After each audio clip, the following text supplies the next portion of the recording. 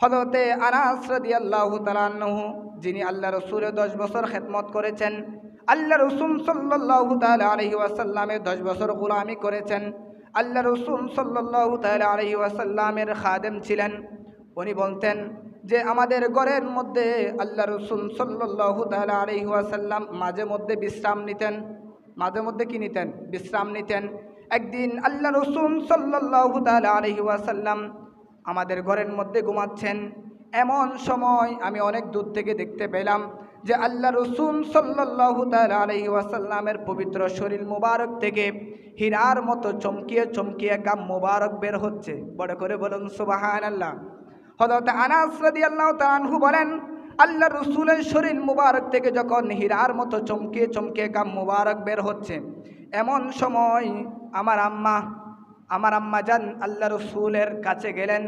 আল্লাহ রসুলের শরীর মুবারক থেকে যে গামগুলো বের হচ্ছে, ওই গাম মুবারকগুলো একটি শিশির মধ্যে সংগ্রহ করে নিলেন। উচ্চ আওয়াজে বলুন সুবহানাল্লাহ। হযরত আনাস রাদিয়াল্লাহু তাআলা আনহু বলেন, ওয়াজাআত উম্মি বিকারুরাতিন ফাজআলাত তাসলিতুল আরক ফিহা।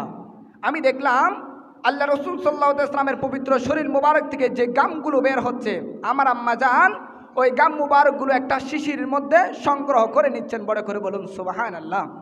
এমন সময় আল্লাহ রসুল সাল্লাল্লাহু তাআলা আলাইহি ওয়াসাল্লামের ঘুম ভেঙে গেল।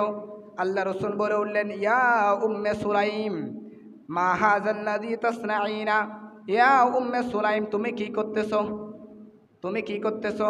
হযরত উম্মু সুলাইম রাদিয়াল্লাহু তাআলা আনহা বলেন, ইয়া রাসূলুল্লাহ, ইয়া হাবিবাল্লাহ, আপনার পবিত্র শরীর মুবারক থেকে যে গামগুলো বের হচ্ছে, আমি ওই গাম মুবারকগুলো একটা শিশির মধ্যে সংগ্রহ করতেছি।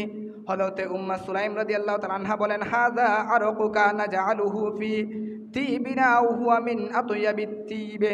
হযরতে উম্মু সুলাইম রাদিয়াল্লাহু তাআলা আনহা বলেন, ইয়া রাসূলুল্লাহ, ইয়া হাবিবাল্লাহ, আপনার শরীর মুবারক থেকে যে গাম মুবারকগুলো বের হচ্ছে, ওই গাম মুবারকগুলো আমরা সুগন্ধি হিসেবে ব্যবহার করি। উচ্চ আওয়াজে বলুন সুবহানাল্লাহ। হযরতে উম্মে সুলাইম রাদিয়াল্লাহু তাআলা আনহা বলতেছেন, ইয়া রাসূলুল্লাহ, ইয়া হাবিবাল্লাহ, আপনার পবিত্র শরীর মুবারক থেকে যে গামগুলো বের হচ্ছে, ওই গাম মুবারকগুলো আমরা সুগন্ধি হিসেবে ব্যবহার করি। বড় করে বলুন সুবহানাল্লাহ। উনি বলতেছেন, ইয়া রাসূলুল্লাহ, পৃথিবীর মধ্যে যত সুগন্ধি আছে, ওই সুগন্ধি চাইতো বেশি বেশি সুগন্ধিময় হচ্ছে আপনি রাসূলের গাম মুবারক। বড় করে বলুন সুবহানাল্লাহ। উনি বলতেছেন, ইয়া রাসূলুল্লাহ, ইয়া হাবিবাল্লাহ, আমরা উত্তম আতরের সাথে সবচাইতে দামি আতরের মধ্যে আপনি রাসূলের গাম মুবারক ব্যবহার করি। বড় করে বলুন সুবহানাল্লাহ। শুধু তাই না, উনি বলতে লাগলেন, ইয়া রাসূলুল্লাহ, ইয়া হাবিবাল্লাহ, ফাকালাত ইয়া রাসূলুল্লাহ নারজু বারাকাতাহু লিসিবিয়ানিনা। ইয়া রাসূলুল্লাহ, ইয়া হাবিবাল্লাহ, আপনি নবীর গাম মুবারকগুলো আমি আমার সন্তানের জন্য সংগ্রহ করেছি।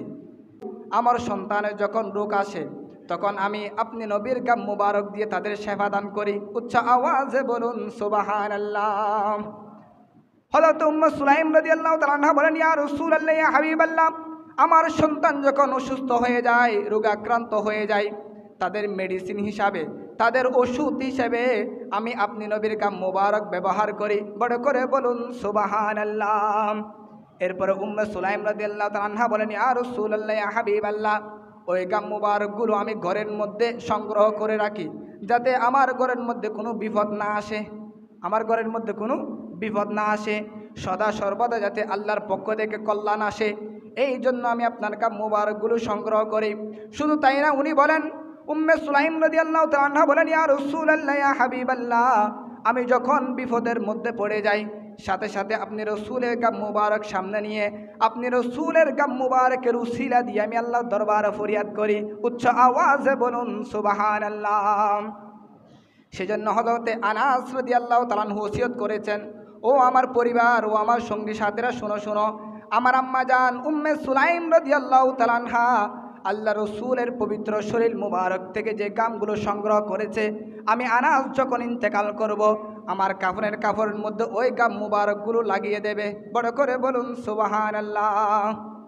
হযরত আনাস রাদিয়াল্লাহু তাআলা আনহু উনি ওসিয়ত করেছেন, ও আমার পরিবার, ও আমার সঙ্গী সাথীরা, শুনো, আমি আনাস যখন ইন্তেকাল করব, আমার ইন্তেকালের পরে আল্লাহ রসুলের যে গাম মুবারক, ওই গাম মুবারক আমি আনাসের কাফনের কাপড়ে লাগিয়ে দেবে। বড় করে বলুন সুবহানাল্লাহ। আমাকে যখন কবরে রাখা হবে আর আল্লাহ রসুলের গাম মুবারক থেকে যখন মেশকাম্বরের খুশবা বের হবে, তখন মুনকার নকির বুঝতে পারবে যে আমি আল্লাহ রসুলের খাদেম ছিলাম। বড় করে বলুন সুবহানাল্লাহ। আল্লাহ রসুল সাল্লাল্লাহু আলাইহি ওয়াসাল্লামের গাম মুবারক নাজাতের উসিলা, জান্নাতে যাওয়ার পন্থা, জান্নাতে যাওয়ার দিশা। বড় করে বলুন সুবহানাল্লাহ।